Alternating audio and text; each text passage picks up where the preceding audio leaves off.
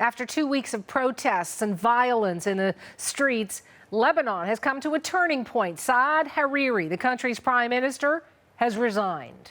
من 13 يوم والشعب اللبناني Hariri made the announcement in a national TV address last hour, giving in to one of the protesters' key demands and saying he had, quote, come to a dead end. The protesters are angry about corruption and an entrenched political class they say is incompetent.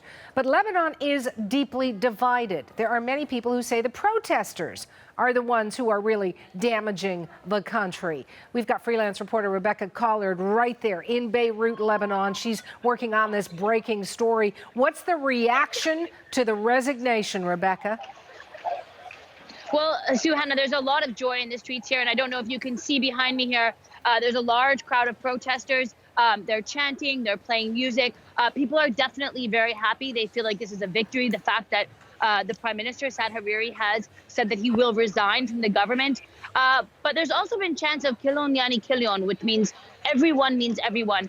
And that means every politician means every politician. And people I've been speaking to, Suhana, in the last hour since he made this announcement have said, this is a victory, this is great, it shows we're powerful, but we want the whole government to resign. We want the president to resign, we want the cabinet to resign, we want the MPs to resign, and we want a whole new government. So because of that, I would say that people are definitely joyful, jubilant, they feel successful, they feel empowered, but also definitely not ready to go home, many of the protesters, and you can still see them here behind me, Suhana. It's nighttime there, but you know, if you go back to this morning, Rebecca, it seemed that there were signs of very deep divisions in the country. What's happened with that?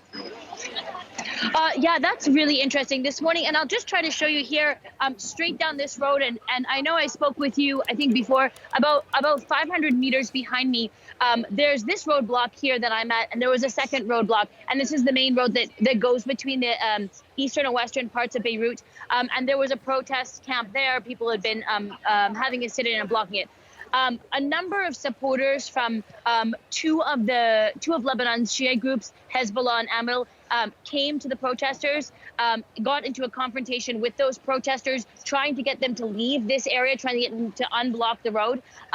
It got fairly violent. I myself was surrounded by some of these counter protesters. They took my phone, they took my microphone. They didn't want the confrontation to be recorded. Eventually, I was able to get those things back, but they were definitely angry. And these protesters that were down there eventually moved back this way because, you know, it can become quite a tense situation. Eventually, the army arrived.